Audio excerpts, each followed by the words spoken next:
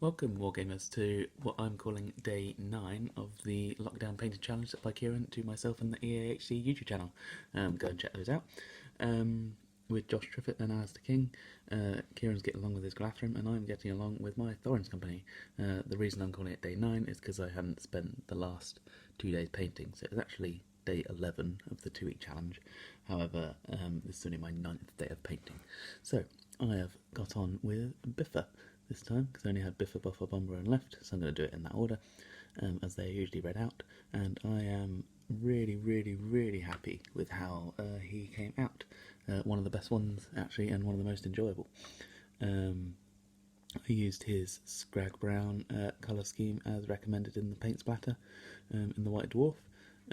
His face came out really nicely. It was quite hard to tell the axe in his head, differentiate it between hair and axe. See if it can focus on that.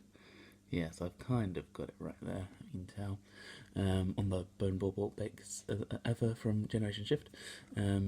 His beard is usually just a bad and black, and his hair is just a bad and black as well, with no real colours in it except for the lower parts of his beard next to those metal jewels in the bottom, but I've gone for slightly more grey because it looked a little bit odd to me, like it was kind of unfinished.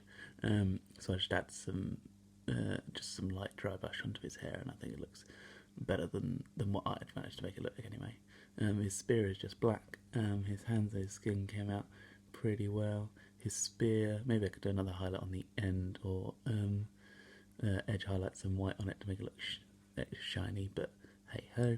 I just did the buckles on his boot. I originally did them sort of brown and then a kind of grey, and I just couldn't get them to look right either, so I just went for the buckles in the end. The trim on the bottom of his skirt is just Scrag Brown, just lightened a few times, and I think that looks like a nice fur around the edges, same with up here.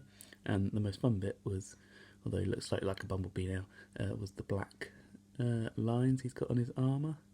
It was fun because they're quite pronounced in the model.